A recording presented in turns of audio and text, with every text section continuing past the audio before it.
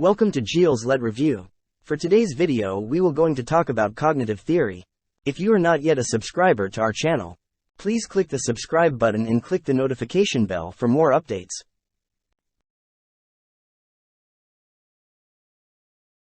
Cognitive theory is a psychological perspective that focuses on how people's thoughts, perceptions, and beliefs influence their behavior and emotions.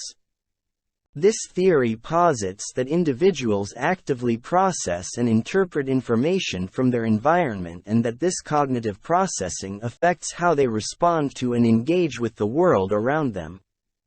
Cognitive theory also emphasizes the importance of mental processes such as attention, memory, and problem-solving in shaping behavior and emotions.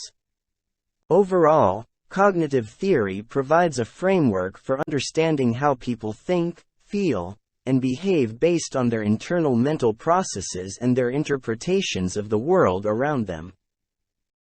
The proponents of cognitivism include the following individuals. Jean Piaget. Piaget is one of the theoretical founders of cognitivism. Piaget's theory of cognitive development, how intelligence develops, was foundational to cognitivism. George Armitage Miller. Miller was an integral thinker in the development of cognitivism. Miller, turning away from behaviorism, sought to study cognitive processes through studying language learning and use. Jerome Bruner. Bruner was, like Miller, an integral thinker in the development of cognitivism. Bruner and Miller founded the Harvard Center for Cognitive Studies. This department made cognitivism a serious and respected science. Albert Bandura. Bandura pioneered theories branching from cognitivism, including social cognitive theory. Through this theory, psychologists seek to understand how children learn through, among other things, cognitively processing and storing social experiences. Elizabeth Loftus. Loftus primarily studies memory within the field of cognitivism.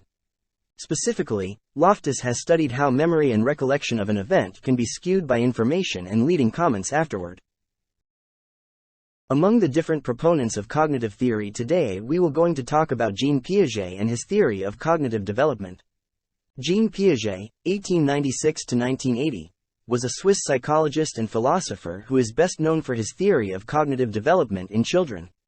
Piaget believed that children actively construct their own understanding of the world through their experiences and interactions with their environment. Piaget's theory proposes that cognitive development occurs in 4 stages: the sensorimotor stage, 0 to 2 years, the preoperational stage, 2 to 7 years, the concrete operational stage, 7 to 11 years, and the formal operational stage, 11 years and up. Each stage is characterized by different types of thinking and reasoning abilities. Piaget's work has had a significant impact on the fields of psychology, education, and child development. His ideas about the role of children's experiences in their cognitive development continue to be influential today. The first stage of cognitive theory is the sensorimotor stage, which occurs from birth to around 2 years old.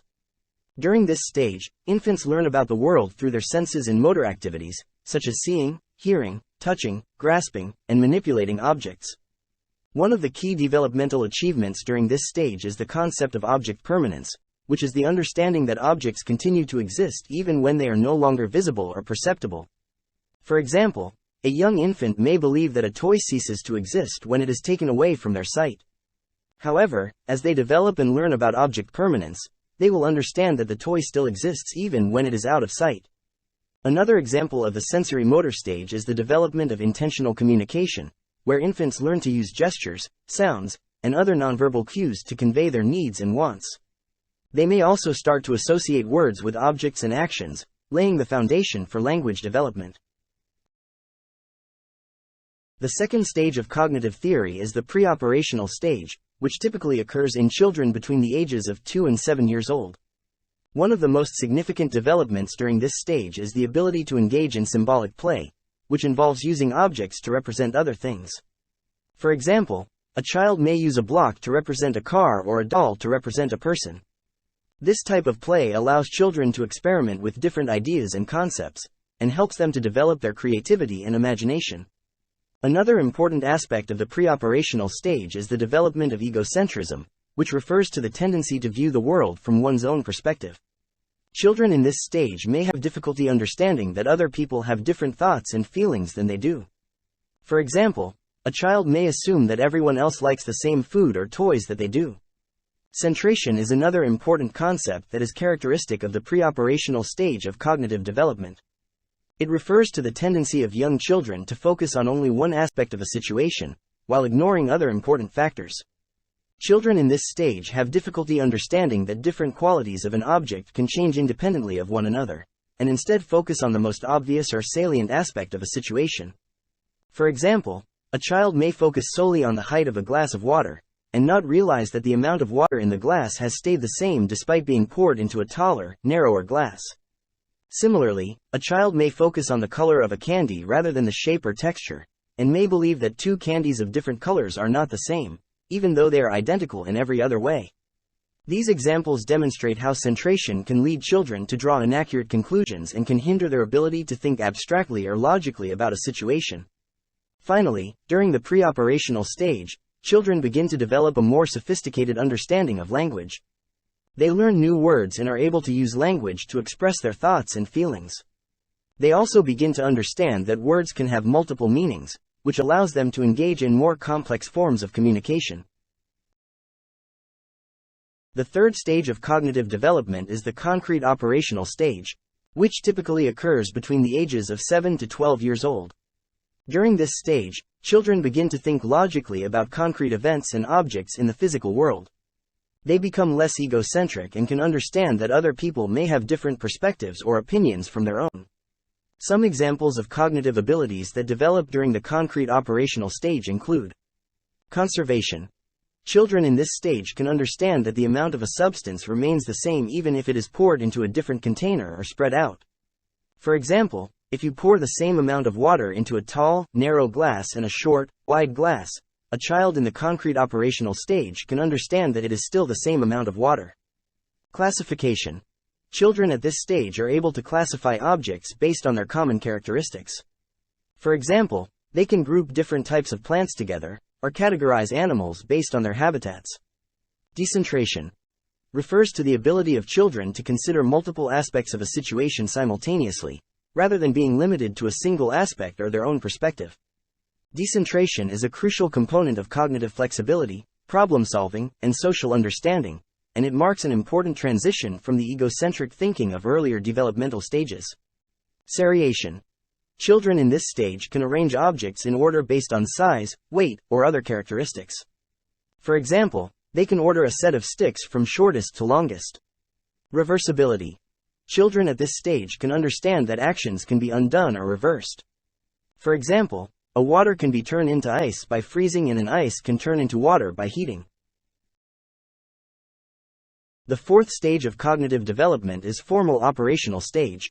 It typically occurs between the ages of 12 and onwards and is characterized by the development of abstract reasoning. During this stage, individuals are able to engage in hypothetical and deductive reasoning, allowing them to make predictions and draw conclusions based on hypothetical scenarios. They can also think critically and systematically, evaluating the merits of various arguments and identifying flaws in reasoning. Additionally, individuals in the formal operational stage are able to think about their own thought processes, which is known as metacognition. They can reflect on their own beliefs and values, and consider multiple perspectives when evaluating complex problems. Piaget suggested several factors that influence how children learn and grow. These are schema, assimilation, accommodation, and equilibration. It is important to note that Piaget did not view children's intellectual development as a quantitative process. That is, kids do not just add more information and knowledge to their existing knowledge as they get older. Instead, Piaget suggested that there is a qualitative change in how children think as they gradually process through these 4 stages. At age 7, children don't just have more information about the world than they did at age 2. There is a fundamental change in how they think about the world. In Piaget's theory, a schema is both the category of knowledge as well as the process of acquiring that knowledge. He believed that people are constantly adapting to the environment as they take in new information and learn new things. For example, a young girl may first develop a schema for a horse. She knows that a horse is large, has hair, 4 legs, and a tail. When the little girl encounters a cow for the first time, she might initially call it a horse. After all, it fits in with her schema for the characteristics of a horse. It is a large animal that has hair, 4 legs, and a tail. Once she is told that this is a different animal called a cow, she will modify her existing schema for a horse and create a new schema for a cow. Now, let's imagine that this girl encounters a miniature horse for the first time and mistakenly identifies it as a dog. Her parents explain to her that the animal is actually a very small type of horse, so the little girl must at this time modify her existing schema for horses. She now realizes that while some horses are very large animals, others can be very small. Through her new experiences, her existing schemas are modified and new information is learned. The process of taking in new information into our already existing schemas is known as assimilation. The process is somewhat subjective because we tend to modify experiences and information slightly to fit in with our pre-existing beliefs. In the example above, seeing a horse and labeling it horse is a case of assimilating the animal into the child's horse schema. In cognitive psychology, the term accommodation refers to the process by which individuals modify their existing cognitive schemas or mental frameworks in response to new information that cannot be assimilated or fit into existing schema. For example, a child who has a schema that all 4-legged animals are horses may initially call a cow a horse. However, when the child learns that cows are different from horses, they modify their schema to differentiate between the two animals. This process of modifying the child's schema to fit new information is an example of accommodation. As children progress through the stages of cognitive development, it is important to maintain a balance between applying previous knowledge, assimilation, and changing behavior to account for new knowledge, accommodation. Piaget believed that all children try to strike a balance between assimilation and accommodation using a mechanism he called equilibration. Equilibration helps explain how children can move from one stage of thought to the next. In conclusion, cognitive theory provides a valuable framework for understanding how individuals think, perceive, and process information. It has been influential in numerous fields, including psychology and education. Jean Piaget's theory of cognitive development, which describes how individuals develop their cognitive abilities from infancy to adolescence, has been particularly influential. However, cognitive theory is not without its criticisms and limitations, and researchers continue to explore new perspectives and approaches to understanding the complexities of human cognition. Nonetheless, cognitive theory remains a cornerstone of modern psychology and a vital tool for understanding the workings of the human mind. Thank you for watching. See you again for next video.